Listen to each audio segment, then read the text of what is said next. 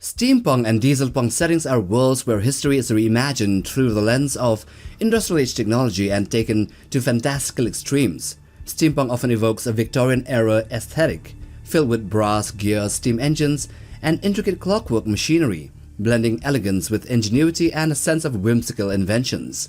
Dieselpunk, by contrast, leans towards the early to mid-20th century, emphasizing gritty industrial machinery, diesel engines, war machines, and a darker, more militaristic or dystopian tone.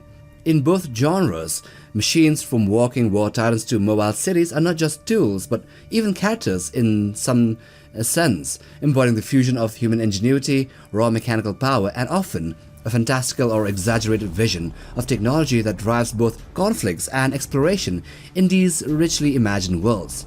So, with that out of the way, here in this video we will explore 10 awesome land vehicles and walkers that come from these fictional steampunk and dieselpunk worlds. Let's begin. The first one we're going to explore is the Shrine Anchorite from Trench Crusade.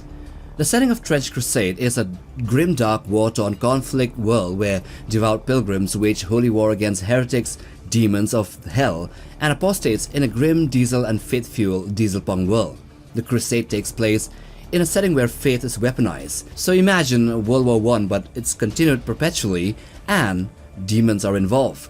And here spiritual devotion is as much a tool of war as guns, explosives, and armored vehicles, creating a nightmarish blend of piety, suffering, and industrial age machinery. Some of humanity's horrifying war machines are called their Shrine Anchorites, which are these colossal 3.6 to 4.5 meters or 12 to 15 feet tall walking suits of metal and devotion that combine diesel engines, armor, and tortured prayers of their pilot monks into one fearsome weapon. Each anchorite, Shrine Anchorite, is a mobile shrine, spiked and barbed on the inside so that the pilot endures constant pain, turning their suffering into spiritual power.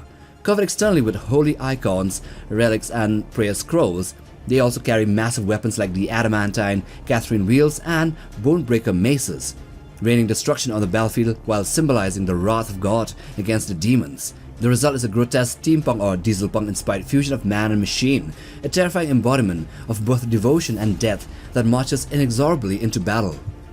Now, heading over to the world of Warhammer Fantasy, which is the fantastical version of Warhammer 40k, here we come to a dark war-torn land where humans, elves, dwarves, and orcs and other creatures, or races, constantly battle against each other, all the while the corrupting forces of chaos threaten to consume everything. It is a grim medieval setting where magic and monsters exist alongside crude but ingenious technology, giving it a mix of high fantasy and gritty gothic inventions. The steam tank embodies this perfectly. It is one of the Empire's most unique war machines, a hulking, house-sized armored vehicle on tracks and wheels that looks and feels straight out of steampunk imagination. Designed centuries earlier by a genius called Leonardo da Miragliano, it runs on a pressurized steam boiler that pumps steam into pipes, pistons, and gears to power its wheels and weapons. Inside, an engineer controls the steam flow like a conductor managing an orchestra of machinery. Too little pressure and a tank stalls. Too much and the boiler could explode catastrophically. With its smoke-belching stacks, exposed rivets, heavy plating, and steam pressure for movement and weaponry, the steam tank is a perfect example of steampunk design. And it also has these Imperial Age guns that fires, cannonballs into the enemies. Now we head on to the world of Iron Kingdoms, a fantasy world where traditional sword and sorcery collides with Industrial Revolution style technology, creating a gritty realm of steam power, gunpowder, and arcane magic. Here nations are locked in constant conflict, and adventurers wield enchanted firearms, command colossal steam-powered constructs called steamjacks, and harness mechanica, the fusion of magic and machinery, to survive in a land of war, intrigue, and invention. So here in Iron Kingdoms, warjacks are these massive steam-powered constructs built for battle, ranging from nimble light jacks to heavily armed warjacks that act as walking tanks. They are driven by roaring boilers and directed by skilled controllers called warcasters, combining brute industrial power with, arcane precision. Conquest is one such machine, one of the largest and most fearsome of these war machines, a colossal warjack which is 9.45 meters or 31 feet tall and moves like a fortress on legs. It is covered in thick armor and armed with heavy artillery, and it's less a duelist and more like a rolling siege engine, capable of pounding enemies into rubble while shrugging off all but the strongest attacks. And what makes it really dieselpunk or steampunk are these heavy stacks on the back, which belch out black smoke as it moves. Now next, in the game called Vulcanoids, drill ships here are massive worm-like mobile bases that serve as both your home and your primary tool for survival. Picture a steel-plated submarine crossed with a gigantic mining machine, a driller, 50 to 80 feet long, capped off with a colossal drill on its nose that lets it burrow deep underground. This underground travel isn't just for exploration, it's the only way to survive the island's violent, recurring volcanic eruptions. While underground, the drill ship shields you from destruction. And when it resurfaces, it becomes a fully functional base where you can craft gear, generate power, store items, and upgrade modules. It's highly customizable, with modular sections on its sides and on the top where it can be fitted with weapons, also with research labs and other types of defenses. But if its hull is completely destroyed, the entire ship goes down with it. Movement is a mix of strategy and survival. You can tunnel through soil and ore to collect resources, but tougher obstacles like rock walls and magma veins require careful route planning or, upgrades to the drill, hull and tracks. Just like any other game. When you go harder, you need more upgrades. The result is a unique blend of combat vehicle and a safe haven, turning the drill ship into the player's lifeline in a hostile, ever-erupting steampunk world. Then coming to H.G. Wells' universe, here we end in War of the Worlds Goliath, the movie. And here we have the Aries tripods, which are humanity's answer to the Martians' terrifying war machines, their tripods. Instead of hiding and hoping for survival, Earth builds its own gigantic three-legged war walkers, the Achilles-class tripods, to fight fire with fire. These machines stand about 21 to 23 meters or 70 to 75 feet tall, roughly the height of a 7-story building. And they are crewed by 6 soldiers inside who operate weapons, navigation, and power systems. They're not as quick or as nimble as smaller tripod types like the Hermes or Spartans, but they make up for with heavy armor and raw firepower. They bristle with cannons, machine guns, rockets, and surprisingly a heat ray gun adapted from the Martian weapons. They were designed to go head-to-head with the Martian tripods. The largest and most famous of these is the Goliath, the first of the new Achilles class, nicknamed for its sheer size and intimidating presence on the battlefield. What makes these tripods stand out is their dieselpunk style. You can imagine a mix of Victorian-era rivets and pipes bolted into roaring industrial-age engines, with the inside looking more like a naval warship than a spaceship or, a modern tank. Unlike the whimsical brass and cork style of steampunk, here the dieselpunk setting has a heavier, darker aesthetic, more steel plating, more armor, exposed machinery, heavier weapons, and a sense of military grit. Then bigger than this, here we have the spider tank from Wild Wild West, the movie, yeah. This is basically a massive mechanical spider built as a war machine by the villain called Dr. Loveless in 1869. So imagine a gigantic 24 meter or 80 feet tall tarantula made entirely of iron and gears, stomping around on 8 metal legs, hissing steam as it moves. It's powered and controlled by steam-age technology, which is what makes it a perfect example of steampunk, a genre where Victorian-era inventions are pushed to wild extremes, blending old-fashioned design with futuristic imagination. Instead of modern engines or electronics, the spider tank runs on steam pressure, gears, and levers. But it carries absurd destructive weapons like the nitroglycerin cannons that could level entire buildings and even cowboy towns. Its design shows all the hallmarks of steampunk: oversized gears, exposed pistons, elaborate metalwork, and the idea of taking 19th century engineering way beyond what was possible in real life. It's both a symbol of Lovelace's obsession with spiders and a tongue-in-cheek example of how steampunk mixes history, science fiction, and over-the-top style into one wild machine.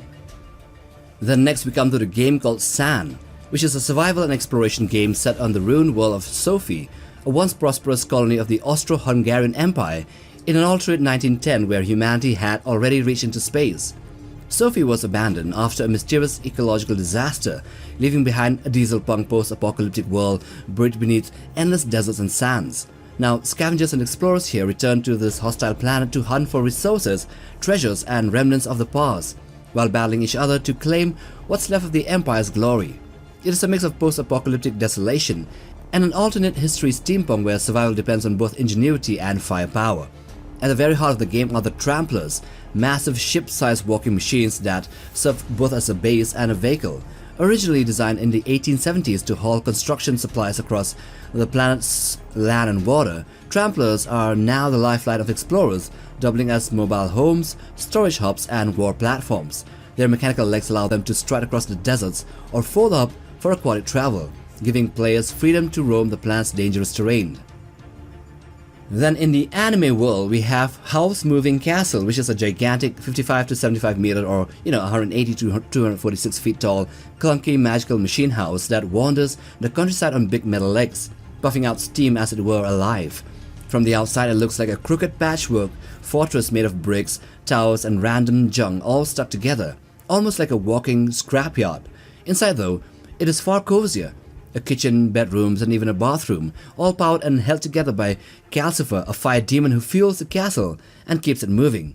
What makes it steampunk is the way it mixes old-fashioned, industrial-age mechanics like pipes, gears, smokes, and steam power, but also with fantastical magic, especially magic from the demon Calcifer.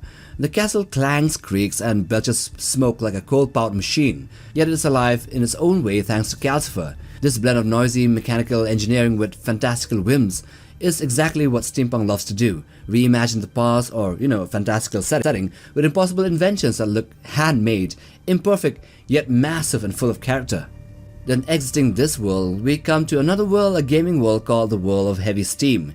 It is a steampunk battlefield where nations wage war using massive walking war machines, some the size of skyscrapers instead of traditional armies. It is a place where strategy, engineering, and brute force collide together, with pilots stepping into the role of both warrior and engineer as they manage the delicate balance of power, steam, and survival. The steam titans here are the centerpiece of this world, gigantic humanoid war machines that range from towering armored brutes to skyscraper-sized titans of destruction. Each of them are powered by roaring steam engines, boilers, and intricate systems of piston gears and pressurized valves, all of which must be carefully managed by the pilot and their crew inside the body of this massive machine. The design screams steampunk: brass fittings, smoking stacks, exposed gears, and a reliance on steam pressure to drive everything from walking legs to, shoulder-mounted cannons and oversized melee weapons. Their sheer size and customization options make them not only weapons of war but also marvels of industrial age imagination turned into engines of doom. And then we end with the biggest here, and these come from the world of model engines. And here we have the traction cities, which are basically gigantic mobile cities that roll on the wastelands on huge wheels or caterpillar tracks instead of being fixed in one place like normal cities. They actually move around like mechanical beasts, hunting smaller towns for fuel and resources.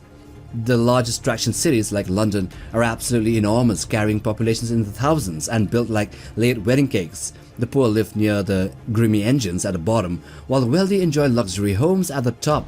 These giant machines have jaws at the front to scoop up prey cities, which are smaller towns that also move the same way. They also strip these smaller towns for metal and burn their remains for energy. The sheer scale of the largest traction cities makes them some of the most jaw-dropping creations in the series. Imagine entire modern metropolis, factories, neighborhoods, thundering across the land like a moving continent, like a moving country. Cities like London are so large that estimates put it at 2,500 meters long. While the model engines have steampunk DNA, which means gears, machines, smoke, belching machines, and a retro Victorian aesthetic, it actually leans closer to dieselpunk. That's because the world is fueled less by whimsical steam boilers and more by heavy engines, industrial-scale machinery, and a grimy post-apocalyptic technology setting.